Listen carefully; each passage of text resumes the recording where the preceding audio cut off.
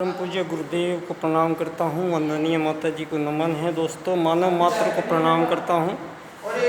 दोस्तों, आज मैं आपको बहुत पीछे एक ऐसे काल खंड की कुछ तस्वीरें यहाँ पर आपको जीवंत प्रतिमाएं देखने को मिलेंगी। दोस्तों, यहाँ चौधरी चरण सिंह जी और दीनदयाल उपाध्याय जी का ये चित्र है। तो ये दोनों जब बैठ के आपस में बात कर रहे हैं तो निश्चित ही अर्थनीति के बारे में बात कर रहे हैं।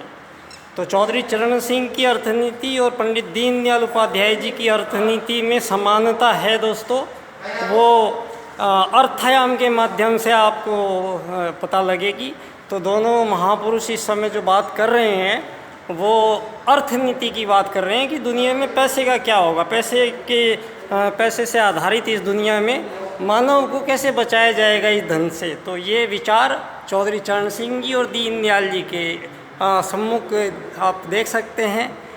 दूसरा एक बहुत अच्छा चित्र आपको मिलेगा जिसमें गुरुजी बैठे हुए हैं, दीनदयाल जी बैठे हुए हैं। तो जनसंघ की वो मीटिंग है दोस्तों, ये जिस समय जनसंघ अपनी जड़ें पंडित दीनदयाल उपाध्याय जी के रूप में धीरे धीरे जम चुकी थी, काफ़ी अपनी लय में आए थे। तो दोस्तों, पंडित दीनदयाल उपाध्याय जी एक ऐसे राजनीतिक व्यक्ति हुए हैं दुनिया में जिन्होंने कभी राजनीति में चुनाव लड़ने की इच्छा नहीं की। उन्होंने जीवन में एक ही चुनाव लड़ा था, वो भी ज़बरदस्ती उनको लड़ाया गया था और वो चुनाव वो हार भी गए थे, क्योंकि उन्होंने कहा मैं जातियों का नाम नहीं लूँगा, अपनी जाति के वोट नहीं मांगूंगा। एकात्म मानववाद के प्रणेता किसी जाति को नहीं मानते हैं। तो दोस्तों, एक ऐसी ये प्यारी सी आपको एक घटना और ये दीनदयाल जी की ये टिकट ट्रेन के कंडक्टर हैं। तो ये इन्होंने गए थे तो इनके पास कोई टिकट दूसरे दर्जे का था और ये बैठ गए थे दूसरे डब्बे में। तो वहाँ इन्होंने फिर हर्जाना भरते हुए ये दिखाया है कि हम जहाँ भी जाते हैं हमारे छोटे छोटे कर्मों पे ऊपर वाले की नज़र रहती है, तो हम बचने की कोशिश ना करें। तो अगर ईमानदारी दिखानी है तो व्यवहार में लानी पड़ेगी, ये उन्होंने बताया। दोस्तों, ये एक बहुत शानदार चित्र है। दीनदयाल जी का संबंध ट्रेन से ही रहा है। दोस्तों, ट्रेन की पटड़ी पे जन्म लिया, ट्रेन की पटड़ी पे उनको मार दिया गया। तो ये आज मेरा सौभाग्य फिर है दोस्तों कि मैं 25 सितंबर को उनके जन्म दिवस पर आप सब लोगों के सम्मुख उपस्थित हूँ और मैं अपने मानव एकात्मवाद से समग्र व संपूर्ण वैश्वीकरणवाद विषय को कंप्लीट करता हूँ। दोस्तों, ये आत्मवत सर्वभूतेषु और वसुदैव कुटुंबकम का मिलान है।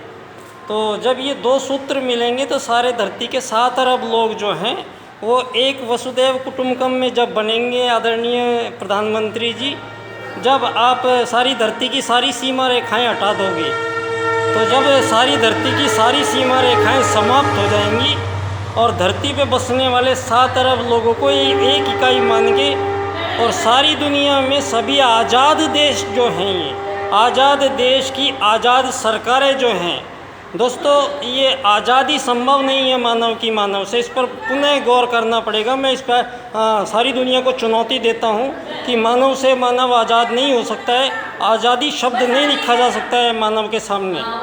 और ये जो आज़ादियों की लड़ाइयाँ यहाँ लड़ाई जा रही है हज़ारों साल से, इसका समापन करने का समय आ गया है। दोस्तों, सारी धरती पे ये जितने परमाणु रासायनिक इतने परमाणु बम बना के जैविक बम विषाणु बम बैठी हुई है दुनिया। एक प्रयोग तो अभी आपने छोटा सा देखा होगा, कोरोना युद्ध लड़ा गया दुनिया में, लेकिन किसी ने उसको युद्ध की मांग नहीं की, युद्ध की संज्ञा नहीं दी।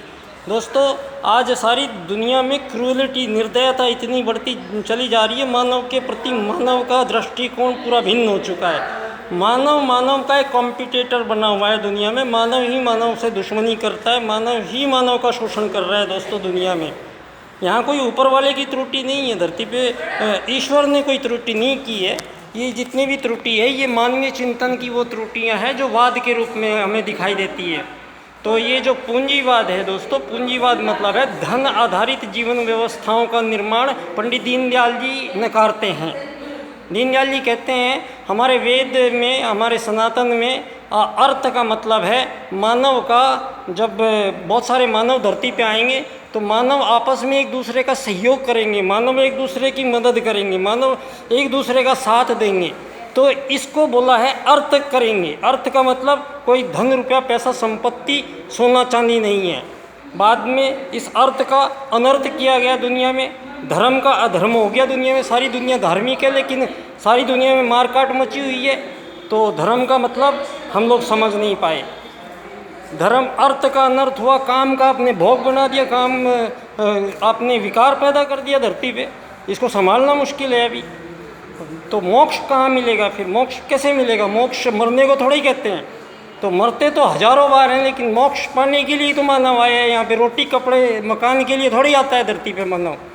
आपने एक शरीर मान के मानव को, तो शरीर मानोगे तो उसको भूख प्यास से तड़पा के आप उसी के अनुसार राज की नीति चली है, जो यही पूंजीवादी लोकतंत्र है। और इसी को चुनौती देते हैं दीनदयाल उपाध्याय जी, अर्थायाम आधारित एकात्म मानववाद की राजनीति की स्थापना से। दोस्तों, मेरा विषय आप सब लोगों के सम्मुख बराबर बना रहेगा। धन्यवाद बच्चा डॉक्टर।